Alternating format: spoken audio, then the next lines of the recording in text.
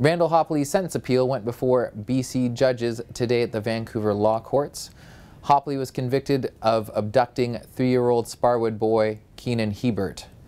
Province Courts reporter Keith Fraser has more. Lawyers for a man convicted in the high-profile abduction of a 3-year-old boy were in court Tuesday seeking to cut the accused jail sentence by 1 year.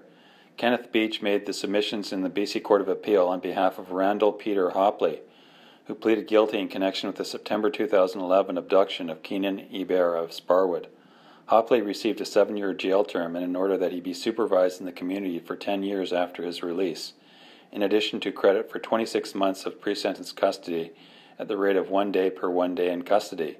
Beach argued that the trial judge, BC Supreme Court Justice Heather Holmes, had made no errors in handing Hopley a 7-year jail term and the long-term supervision order, but he told a 3-judge panel of BC's highest court that Hopley should get enhanced credit for pre-sentence custody in the wake of a ruling by the Supreme Court of Canada last year that has enabled many offenders to have their sentences reduced.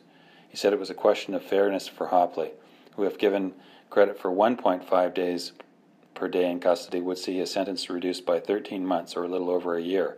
Crown Counsel Joyce DeWitt Van Oosten, however, argued that it would be wrong to vary the credit for pre-sentence custody.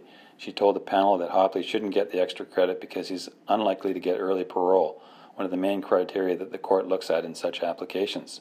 She introduced some fresh evidence that indicated that Hopley, who has a long criminal record including the sexual assault of a boy, had not been making meaningful gains in his sex offender treatment in prison.